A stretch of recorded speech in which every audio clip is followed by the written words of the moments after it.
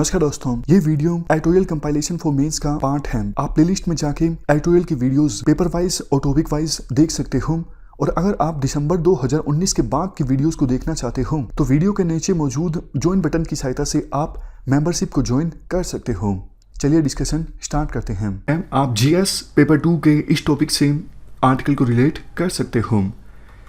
देखो, इससे पहले हम ये जानें कि कावेरी वाटर मैनेजमेंट अथॉरिटी से संबंधित विवाद है क्या।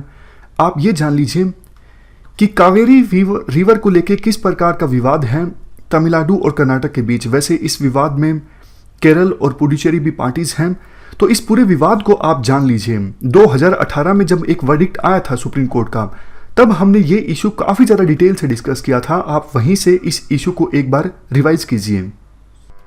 बैकग्राउंड की बात पहले करते हैं। कावेरी रिवर की टोटल लेंथ है 765 किलोमीटर, 765 किलोमीटर। कावेरी रिवर निकलती है कर्नाटका के कोडागु डिस्ट्रिक्ट से। कोडागु डिस्ट्रिक्ट में एक जगह है ताल कावेरी, वहां से कावेरी रिवर निकलती है। उसके बाद तमिलनाडु एंटर करती है। मैप में देखिए, ये लोकेशन है कावेरी रिवर के ओरिजिन की, कर्नाटका का कोडागु डिस्ट्रिक्ट, ताल कावेरी स्पेसिफिक जगह। उसके बाद एंटर करती है तमिलनाडु में और लास्ट में गिर जाती है बंगाल की खाड़ी में। कावेरी रिवर की कुछ ट्रिब्यूटरीज पुडुचेरी और केरला में भी बहती हैं, इसलिए कावेरी रिवर के बेसिन में केरला और पुडुचेरी भी शामिल हैं। कर्नाटका और तमिलनाडु के कुछ डिस्ट्रिक्ट पूरी तरह से कावेरी रिवर के पानी पर डिपेंडेंट हैं सिंचाई के लिए। और देखो, इस डिस्प्यूट की स्टार्टिंग होती है 1892 में, 1892 में। आज का जो तमिलनाडु है उस समय मद्रास प्रेसिडेंसी के नाम से जाना जाता था, और आज का जो कर्नाटका है उस समय प्रिंसली स्टेट ऑफ मैसूर के नाम से जाना जाता था। तो 1892 में, 1892 में विवाद होता है प्रिंसली स्टेट ऑफ मैसूर और मद्रास प्रेसिडेंसी के बीच कावेरी रिवर के पानी के डिवीजन को लेके। दोनों एग्री नहीं हो पाते किस प्रकार से कावेरी रिवर के पानी को डिवाइड किया जाए। उसके बाद 1910 में दोनों मैसूर और मद्रास अपने अपने रीजन में रिजर्वर्स कंस्ट्रक्ट करने लगते हैं ताकि कावेरी रिवर के पानी को ज्यादा से ज्यादा स्टोर किया जाए। 1924 में ब्रिटिशर्स समझौता करवाते हैं, मिडिगेशन करवाते हैं ब्रिटिशर्स दोनों के बीच में, मैसूर और मद्रास के बीच में। तो ब्रिटिशर्स ने जो एग्रीमेंट करवाया 1924 में दोनों के बीच में, उस एग्रीमेंट के हिसाब से कावेरी रिवर का जो सरप्लस पानी है, 75% ऑफ सरप्लस पानी मिलेगा तमिलनाडु और पुडुचेरी को, 23% पानी मिलेगा कर्नाटका को, और बाकी बचा हुआ 2% पानी मिलेगा केरला को। तो यह समझौता करवाया था 1924 में ब्रिटिशर्स ने मद्रास और मैसूर के बीच में। देखो, उस समय तो ब्रिटिशर्स का डर था, इसलिए मद्रास प्रेसिडेंसी और प्रिंसली स्टेट ऑफ कर्नाटका ने ब्रिटिशर्स ने जो भी एग्रीमेंट करवाया उसको मान लिया।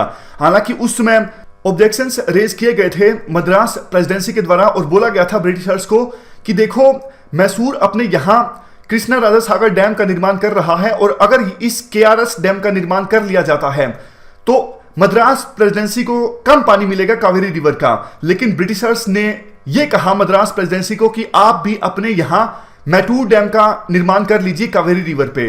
तो कुल मिला के 1924 का जो एग्रीमेंट था वो चलता रहा, क्योंकि उस समय ब्रिटिशर्स थे।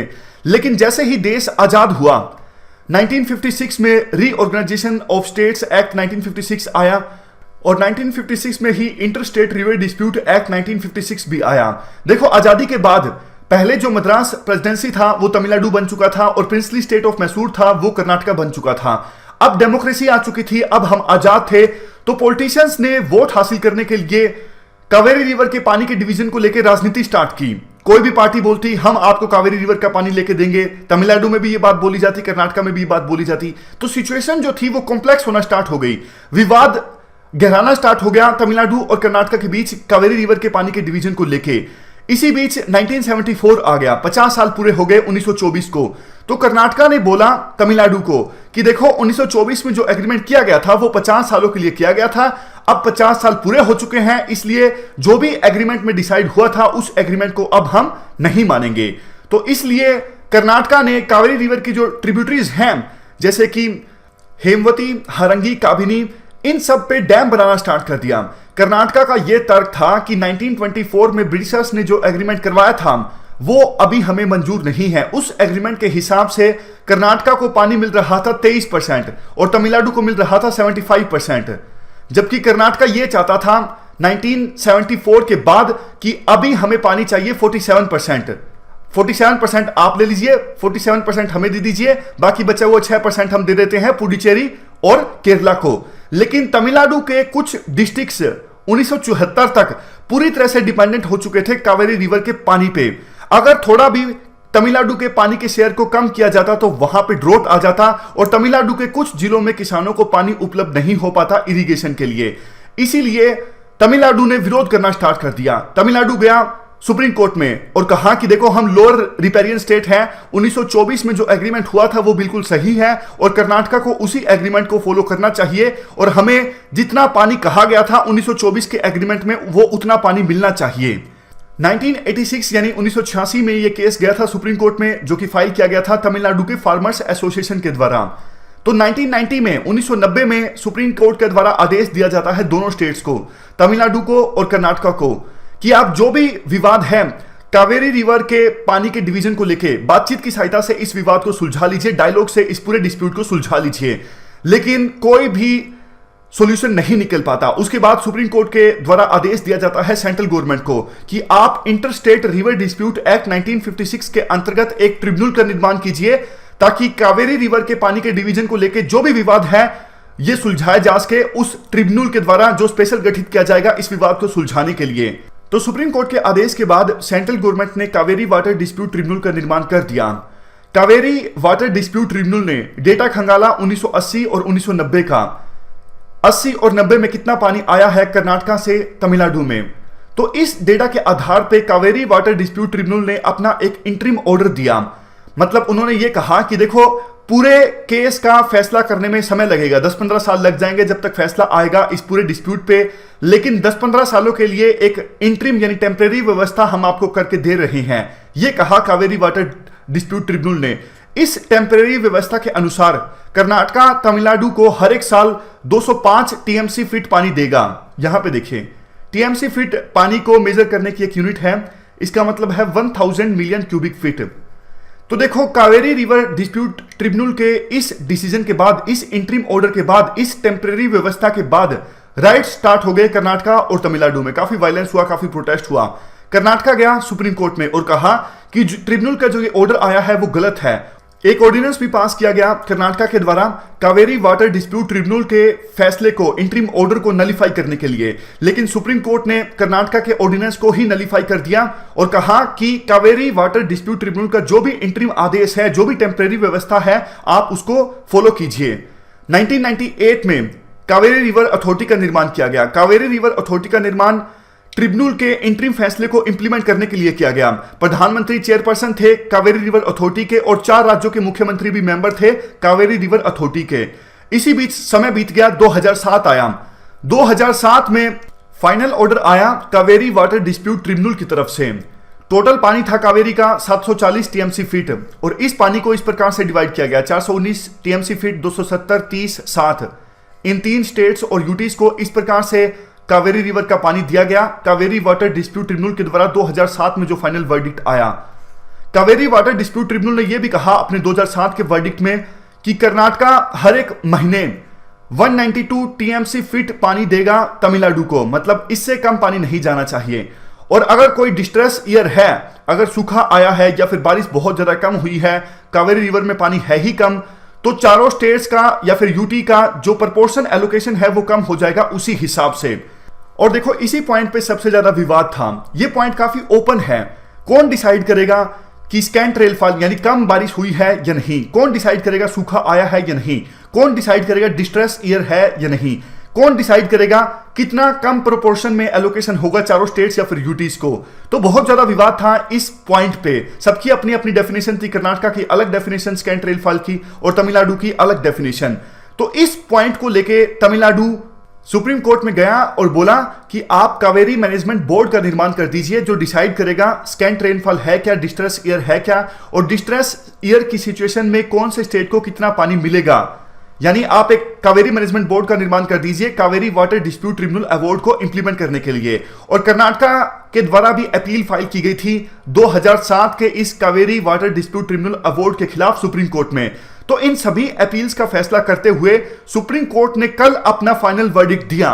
कल जो सुप्रीम कोर्ट ने अपना फाइनल वर्डिक्ट दिया उसमें सुप्रीम कोर्ट ने तमिलनाडु का जो पानी का शेयर है उसे घटा दिया और कर्नाटका के पानी के शेयर को थोड़ा बढ़ा दिया और आदेश दिया सेंट्रल गवर्नमेंट को कि आप कावेरी मैनेजमेंट बोर्ड का निर्माण कीजिए और जो भी लीगल फ्रेमवर्क चाहिए इस सुप्रीम कोर्ट के इस वर्डिक्ट को इंप्लीमेंट करने के लिए सेंट्रल गवर्नमेंट उस लीगल फ्रेमवर्क को क्रिएट करे। तो देखो सुप्रीम कोर्ट का जो ये फाइनल वर्डिक्ट आया है कल कावेरी रिवर के पानी के डिवीजन को लेके, दोनों स्टेट्स के लिए खुश होने के लिए कुछ ना कुछ है। वैसे यूं देखें तो तमिलनाडु के पानी का जो शेयर है वो कम हो गया है। 1991 में जब कावेरी वाटर डिस्प्यूट ट्रिब्यूनल का इंटरिम वर्डिक्ट आया था उस समय ट्रिब्यूनल ने आदेश दिया था कर्नाटका को कि वो तमिलनाडु को 205 टीएमसी पानी दे। लेकिन जब फाइनल वर्डिक्ट आया 2007 में कावेरी वाटर डिस्प्यूट ट्रिब्यूनल का, तो फाइनल वर्डिक्ट में ट्रिब्यूनल ने आदेश दिया कर्नाटका को कि वो तमिलनाडु को 192 टीएमसी पानी दे। लेकिन अब सुप्रीम कोर्ट ने जो फाइनल आदेश दिया है, सुप्रीम कोर्ट ने कहा है कि कर्नाटका तमिलनाडु को कम से कम 177 टीएमसी पानी दे। तो एक लिहाज से देखें तो तमिलनाडु के लिए पानी का जो शेयर है वो कम हो गया है। लेकिन दूसरे लिहाज से देखें तो देखो तमिलनाडु काफी परेशान था क्योंकि डिस्ट्रेस ईयर में उसको बिल्कुल भी पानी नहीं मिल रहा था। स्कैंट रेनफॉल की जो डेफिनेशन थी वो अलग थी और कितना पानी मिलेगा स्कैंट रेनफॉल अगर होती है, अगर डिस्ट्रेस ईयर होता है तो काफी सारी बातों पे एम्बिग्यूटी थी। तो अब लेकिन सुप्रीम कोर्ट ने आदेश दिया है सेंट्रल गवर्नमेंट को कि आप कावेरी वाटर मैनेजमेंट बोर्ड का निर्माण कीजिए। अब Kaveri management board supreme court के इस वर्डिक्ट को इंप्लीमेंट करेगा। और देखो सुप्रीम कोर्ट ने यह भी कहा कि 15 सालों के लिए यह वर्डिक्ट एप्लीकेबल रहेगा और कोई भी स्टेट अपील नहीं कर सकता सुप्रीम कोर्ट के इस वर्डिक्ट के अगेंस्ट। सुप्रीम कोर्ट ने यह भी कहा कि हमारे देश में जो रिवर्स हैं उन रिवर्स पे किसी एक स्टेट का हक नहीं है, ये रिवर्स नेशनल एसेट हैं और लोअर रिपेरियन स्टेट्स के जो इंटरनेशनली रिकॉग्नाइज्ड राइट्स हैं उनको भी अफर्म किया सुप्रीम कोर्ट ने। कंक्लूजन में यह कहा जाता है कि स्टेट्स को सम्मान करना चाहिए सुप्रीम कोर्ट के इस वर्डिक्ट का। ये नहीं सोचना चाहिए कि हमें कम पानी मिला या फिर हमें ज्यादा पानी मिला, क्योंकि देखो फार्मर्स की प्रॉब्लम्स तो सेम है तमिलनाडु में और कर्नाटका में भी। तो फार्मर्स फैमिली का निर्माण फिर से करना चाहिए ताकि कर्नाटका के फार्मर्स तमिलनाडु के फार्मर्स की प्रॉब्लम्स को समझें और तमिलनाडु के फार्मर्स कर्नाटका के फार्मर्स की प्रॉब्लम को समझें। इसके अलावा वाटर कंजर्वेशन पे भी ध्यान देने की आवश्यकता है और पॉलिटिशियंस को भी इस मुद्दे को नहीं भूलना चाहिए और कोशिश करनी चाहिए वाटर कंजर्वेशन पे और कैसे किसानों की सहायता की जा सकती है बेटर इरिगेशन टेक्नोलॉजी से। तो ये आपने कावेरी रिवर डिस्प्यूट से संबंधित पूरा जो मामला था वो रिवाइज कर लिया। आपने ये भी समझ लिया कि 2018 में सुप्रीम कोर्ट ने अपने एक आदेश से कावेरी वाटर मैनेजमेंट अथॉरिटी को इस्टेब्लिश करने की बात कही थी। ऑलमोस्ट 2 साल हो गए हैं इस बॉडी को इस्टेब्लिश हुए। 24 अप्रैल को सेंट्रल गवर्नमेंट ने एक नोटिफिकेशन जारी की। ये जो अथॉरिटी हैं ये यूनियन मिनिस्ट्री ऑफ जल शक्ति के कंट्रोल में आएगी, मतलब एडमिनिस्ट्रेटिव कंट्रोल जो होगा इस अथॉरिटी का वो मिनिस्ट्री ऑफ जल शक्ति के अंडर होगा। इस बात पर कंट्रोवर्सी पैदा हो गई खास करके तमिलनाडु में। तमिलनाडु की पॉलिटिकल पार्टीज ने आरोप लगाया कि ये जो बॉडी है कावेरी वाटर मैनेजमेंट अथॉरिटी ये तो सेंट्रल गवर्नमेंट की कठपुतली बन के रह जाएगी, क्योंकि अब यूनियन मिनिस्ट्री ऑफ जल शक्ति का एडमिनिस्ट्रेटिव कंट्रोल होगा इस अथॉरिटी के ऊपर।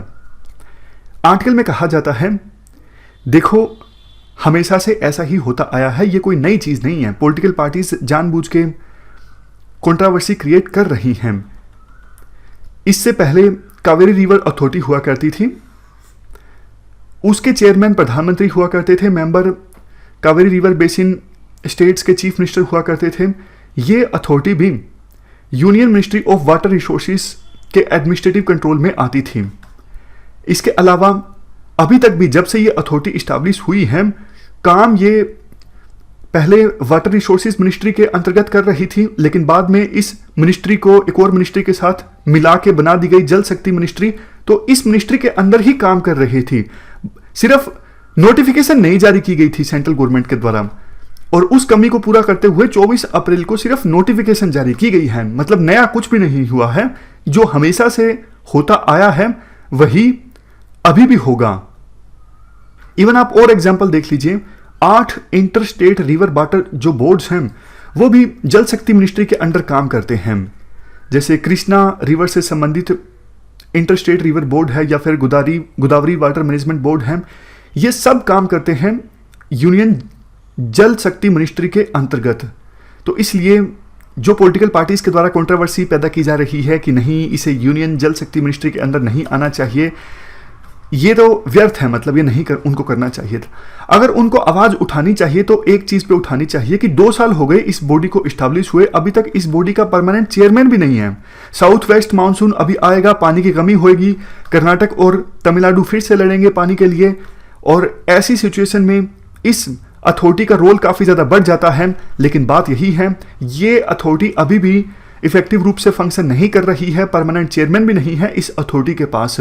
अगर विभिन्न पॉलिटिकल पार्टीज को विरोध जताना चाहिए, क्वेश्चन उठाने चाहिए तो इन इश्यूज पे उठाने चाहिए, बजाय ऐसे इश्यूज पर कि ये जल शक्ति मिनिस्ट्री के कंट्रोल में क्यों आ गई, क्योंकि हमेशा से ये जल शक्ति मिनिस्ट्री के कंट्रोल में ही थी। जल शक्ति मिनिस्ट्री तो वैसे अब बनी है 1 साल पहले, उससे पहले जो वाटर रिसोर्सेज मिनिस्ट्री हुआ करती थी उस मिनिस्ट्री के अंतर्गत इस प्रकार के वाटर बोर्ड्स आते हैं। ये पूरा आर्टिकल हमने डिस्कस किया।